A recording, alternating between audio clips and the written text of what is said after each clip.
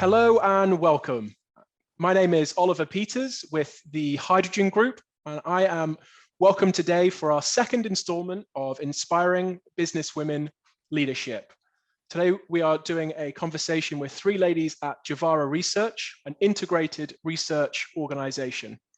We are joined by Kyla Davidoff, Tegan Mead, and Kylie Scheidler. Really excited to get to know all of you a little bit more and continue on this fantastic program that we've started with Javara, expressing and teaching more about you guys. Hello, Oliver. My name is Tegan Mead. I am the Senior Director of Operations for Javara and previously was at PMG with Jennifer Byrne. Kylie Scheidler, Director of Trial Analysis and Activation at Javara. I am a former pediatric hospital nurse, been in the industry for 10 and a half years, and with Javara for almost a year. To make things confusing, I'm Kyla. I don't know if Kylie has this, but sometimes you hear someone start to speak to one of us and it's like, oh, is it going to be for me? No. But I'm Kyla Davidoff, Associate General Counsel here at Javara, and I've been an in-house attorney for the past 10 years. And I also worked with Tegan and everyone else formerly at PMG and rejoined the band more recently at Javara. Tell me about your career progression to date and tell me more about your current role. I actually tripped and fell into the industry. I am a former pediatric hospital nurse. Which is where I thought I'd be. But a family friend was enrolling a pediatric vaccine trial and asked if I'd be interested in helping and administering vaccines. So I actually came on as a research assistant 10 and a half years ago, helped with that one trial, made a good impression, and then worked my way up through operations. When I left operations 7 years later, I was a regional director, so overseeing 5 separate care centers in the greater Phoenix area, and just found myself not uninspired, but that there was more I could do in a different aspect of the industry. So I moved over into feasibility, startup, and have been there for the last 3.5 years and love it. Fantastic. I love it. Like so many of us have fallen into the industry. Agreed. My path is a little longer than Kylie's. I actually started as a medical assistant in a former life and worked my way through medical assisting and then decided to join the United States Air Force as a jumpstart into my nursing career. And through some hiccups through life, that just didn't work out the way that we all thought it was going to. And I went into private practice management, managing pediatric practices, family practices, and even some unique women's health offices, which, much like Kylie, kind of landed me in a position where I came across research, seeking some opportunities, and found my way to PMG Research about 7 years ago now, and was an operations manager in the greater North Carolina region, up until this point where I'm here in greater Texas as the senior operations director for Javara. I am a lawyer, so my path started with law school. And inadvertently, I started law school in 2008, which was the Great Recession. And so what was supposed to be, a path where at the end of law school, you get a job of your choosing and kind of pick your focus. That's not how it went. It was more of a get any job if you can find one that pays and gives you experience. And no longer did I get to kind of pick and choose which area I wanted to go into or anything like that. So that first year out of law school, I took the bar and applied for jobs and not getting any traction, interviews and applications, but no traction until I wound up chatting with some folks on an airport shuttle halfway across the country. And they were looking for someone and I was obviously looking for work. And so they happened to be back where I was living. And we wound up interviewing when I got back and got the position. And it was an in-house position, a small legal team at a small company in Southern California, and turned out that in-house was the right fit for me. I really like working with the business, collaborating, as opposed to being in sort of the law firm setting where you're handing advice over and that's the end of that relationship. So I've enjoyed the process. I'm also a trailing spouse. So my husband is an academic, which means you're constantly moving. Hopefully we're done with that, but I've managed to stay in-house despite that throughout. And so in each position, I've gotten different perspectives, skills, experiences, and I've kind of collected all of these different perspectives to apply here at Javara in this startup environment. So it's really an exciting place to be in my career. So there's a running theme with within our Inspiring Women in Business program that we've been doing, and that's inequality. I'd be really keen to know, have any of you experienced inequality in the workplace? And if you have, perhaps you can touch on that. Yeah, I can speak to that a little bit. In my profession, I've experienced more of the sort of subtle, inadvertent, unintentional inequalities that come with being a younger female lawyer, when people are often expecting to see an older man when they're meeting with a lawyer. And so, I will often be misidentified as administrative, as a paralegal, something non-lawyer. I've been asked if I could please check with legal and see if they'd approve that kind of a thing. And these are, not realizing, with people who obviously don't realize that I'm the attorney in the meeting. And so it's these sorts of things. I've also noticed that non-lawyers are a little bit more willing to challenge me on my legal advice than they do my male counterparts, and push back on some of my feedback. So again, these smaller things. And then the only other component that's tricky, and I just wanted to mention, is there's this hidden inequality that, we know statistically is happening, but we as employees usually don't actually know about, whether it's impacting us individually. We know statistically that there's a wage gap. We don't know if that's us. And so, I think one important component there is, as we grow in our positions and gain access to some of those behind closed doors conversations where those decisions are made, we make sure we advocate for equality in those spaces as well, because that's one thing we can do to make a change. Really well said. And for me, you hit the nail on the head there. There's not necessarily a huge moment, but there's lots of little things that would potentially snowball into a big issue, which is, I think, a large portion of why we are where we are, right? Lots of little things, nitpicking, and then they grow into it, Kyla, right? Really, really well said. Interesting. What are the ways women can support and help support each other, create a positive mindset in a working environment? So I think women are in a really special position to support one another. By nature, we like to communicate.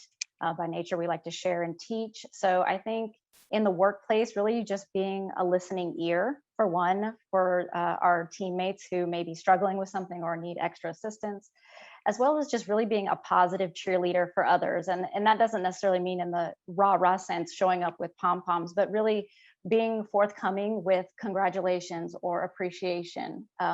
Positive energy is contagious. And if we are constantly providing that positive energy, that will spread not only to the other women that we're working with, but throughout the company as a whole, and being able to share that with all and really make a more positive environment for everybody, but helping to focus on our female counterparts. Yeah, Tegan, I want to add to that, in that I think it's really important that we support each other in being or challenge each other to be positive and to be solution driven.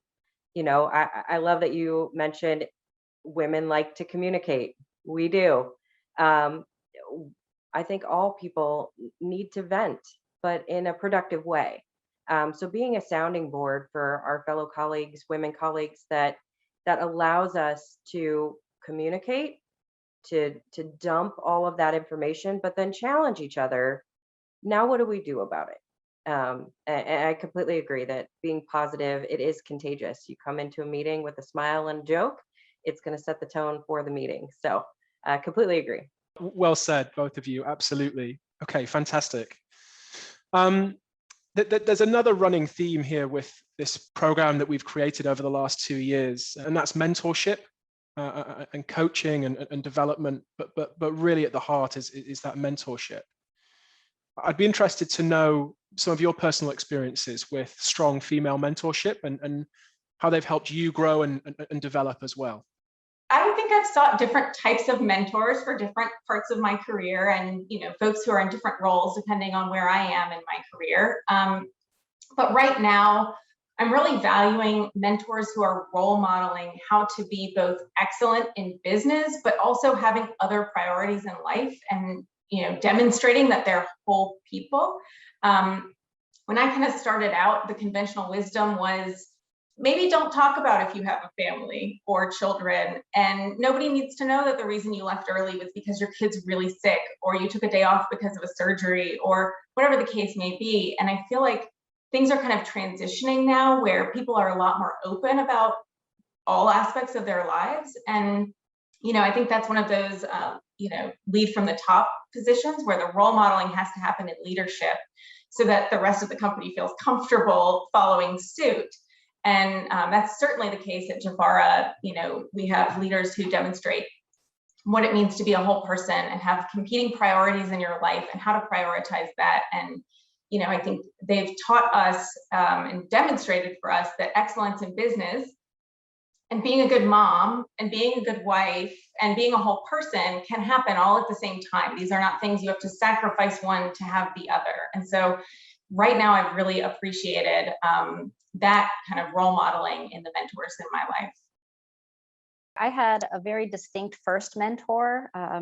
Actually, when I had come out of the Air Force and I was doing some practice management, I had a senior director, Jan Miller, who told me, Tegan, if you don't go back to school, you are not going to maximize your potential. And she really kind of gave me the swift kick that I probably needed to go back and finish my degree. And I did. I went back and finished. And that first swift kick, if you will, is what allowed me the opportunities that I have today, having finished that role. And then really, as a newcomer to research, I really looked up and really followed the lead of people like Amanda Wright and Jennifer Byrne in understanding, as Kyla was just mentioning, really how to balance your work life along with really understanding how to be excellent in business and what I did as my role, and really being able to bring that forward in a positive way as a woman leader, but also just a leader of your team.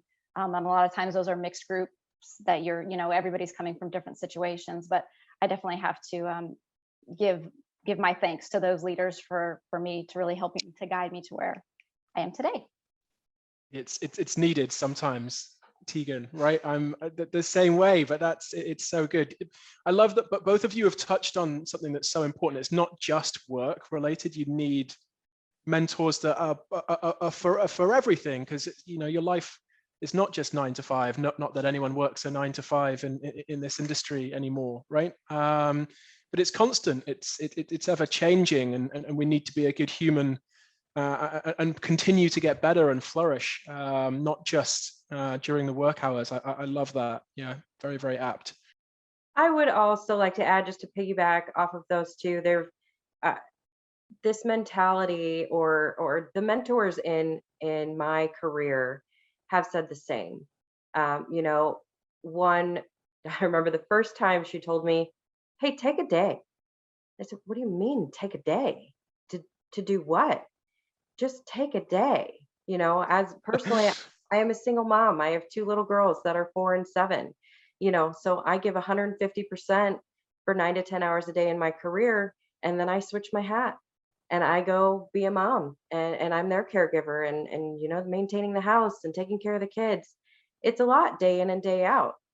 So to have a mentor who says, take a day to do what you want to do or do nothing, and see that I bring value when I am here, and it's okay to take a day and be selfish. And also just the confidence that these female mentors have had. I want to impress them. They're so confident in every setting that they're in, and so innovative to take a challenge and say, we have an issue here. So what are some options? How do we fix this? What could we do here? So those are the 3 big things that female mentors in my career have really, really shown an impact for me. Sure. Yeah, impact and shaped as well, right? But yeah, you're right. Take a day. I hope someone says that to me sometime soon. Kylie. Right. Right, absolutely. No, fantastic though. And think talking about that solution, talking about a problem and creating a solution too, right? It's not normal. It's not, it's only been the last couple of years that people have wanted to talk about those problems and create solutions for them too. So fantastic. I love that. Thank you. So, and last question here, I promise everyone, but I'd love to hear what advice you would like to give, or what advice you would give to young women looking to advance their careers at the moment. Competence and education. Having had that swift kick and that real push initially in my life really charged me to go above and beyond what I thought I was capable of, and to push myself further. And to be a competitor in today's workplace, you have got to have the education, and not just education, you have to understand what it is you are learning and really take it to heart, in a sense that this is something you'll be applying and implementing in your day-to-day life. And to excel and exceed in what you do, you have to be fully competent in that in which you're seeking. And so that would be my advice. Go all the way, be more educated than you think you need to be, because you are competing with, secret issues underneath the carpet that may be going on. And so you have to be a little bit better than the next guy. So that would be my 2 cents on that. I'm so glad that you asked this question. It is my favorite. 2 things come to mind. First is being confident. Be respectful of the other roles that are in a meeting with you. If you come into a meeting with a director, a VP, a CEO, be respectful that you are in a meeting with an executive level audience, but don't be intimidated. You are also in that meeting. You are valuable, and come in with a confidence that you're there for a reason and know what you're doing. And my other thing would be innovative. I'm going to steal a quote that I happened upon a few weeks ago that says, "Don't get so caught up in the steps that you forget to dance." There's a certain way we've done things in the industry. It doesn't mean we have to keep doing them that way. If it works, great. If it doesn't, is there a better way? Is there a more efficient way? Don't get so caught up in step 1, 2, 3, 4 that you forget maybe there is a better way of doing this, and be confident enough to suggest a new way. So those would be the 2 main things that I would share. I love that, Kylie. I love that you liked that question, because I liked your answer. Confidence is so important. It's so easy to forget, though. It's so difficult. It's so important. And confidence, why not be confident? Got one chance, right? You've got one go at it. I agree. If you don't know, still make it seem like you do, or Right. where to get the answer. Absolutely. Or ask, right? Or ask. Ask. Be confident enough to ask. Be confident enough to say, I don't know how to do this. Be confident enough to say, I need help. Right? Difficult to do, but yeah, why not? I love that. Thank you, Kylie. My advice is actually kind of the other side of the confidence coin, which is be brave. Stick your neck out, take a risk. That may be talking in a meeting that you normally don't share your thoughts at. As Kylie said, respectfully, respecting the folks in the room with you, but be brave, stand up, say something if you have an idea. And for me, it has been taking on projects that were a little bit big and scary. I was in a previous role where I was managing contracts, and then we had a conversation about data privacy. Who's going to take the lead on this data privacy project? And I found myself volunteering, even though that's not an area I knew that much about. And I thought, well, now I'm going to learn about it, and I'm going to grow in that direction and take on something new. And it was a little bit scary, but that's how growth happens. You have to be brave. You have to try something new. You have to take some risks. Sometimes you have to join an awesome startup in the middle of a pandemic, because it's definitely the right choice. And it's, you got to stick your neck out and go for it. So I think that's how you grow. I love that. It's so true, Kyla. Bravery again. Yeah, you're so spot on. It's it's something that you want to teach everyone, but you don't know how to, right? It's within you. You have to do it, and through a variety of things that we've touched on today. You can do it through mentorship, through that confidence, through that bravery, right? Anything you can do to find it. Thank you so much, ladies. My name is Oliver Peters with the Hydrogen Group, and this has been an Inspiring Women in Business interview with Javara, an integrated research organization. See you soon.